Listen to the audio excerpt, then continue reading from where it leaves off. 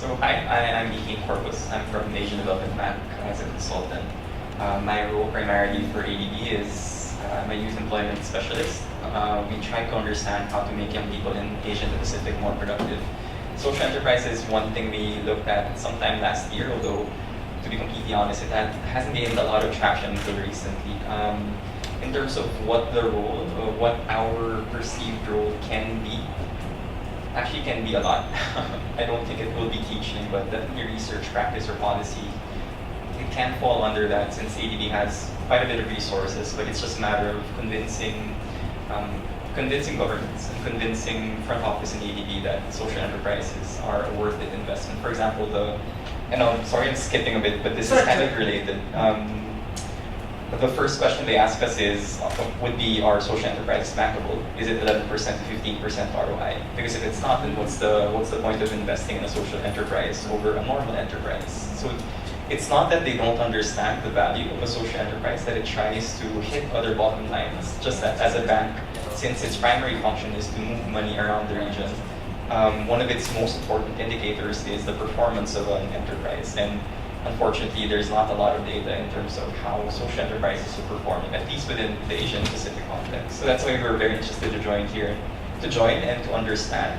Actually, we were just talking about it earlier, looking at the business model and trying to understand how to communicate that in a way that's agreeable, not so contentious to decision makers, especially the big funders. So what opportunities can with ADB, actually we've been dipping our toes in quite a bit of things. We tried policy. Last year we established a partnership with Asia School of Business based in Malaysia to understand what specific areas where ADB can invest in. And we identified in the policy level, ADB can push that. We were trying to collaborate. I don't know if anyone here is from Senator Bamakina's office. We were trying to put, I see, that's why. Okay. So if you remember, yeah, so we were trying to push through that. Actually, ma'am, one of the recent advancements we just found out, and I'm not sure if the request came from your office. No, not from us. Not from your office, but ADB is rolling out a roadmap for social enterprises in the Philippines this November 20. We don't have access to the document yet. It's being worked on by ITX based in Singapore. Our social enterprise roadmap. So one is definitely research. Second is the roadmap. Once we do have access to it, I'll be happy to share it to the network. Contingent that it is available, but I believe that it's an open invitation actually.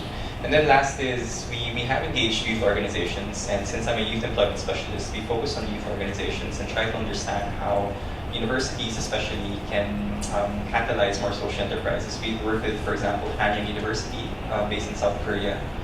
They're the top engineering university, and they have this matching program where they match, for example, a Filipino entrepreneur with a South Korean entrepreneur, and they work on social enterprises together. Actually, Heather was one of our mentors for that.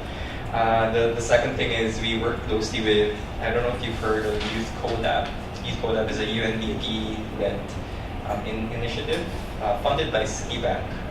Quite a bit of funding actually. So they fund young social entrepreneurs around $10,000 each, and then they try to monitor. It's great that money is moving to these youth organizations, but what we are really interested in, especially since there's such a conservative bank, is where's the results? Where's the $10,000? Are we getting it back? Is there an ROI? Because at the end of the day, how will it benefit the government, and will the money go back to the government? So, yeah. I think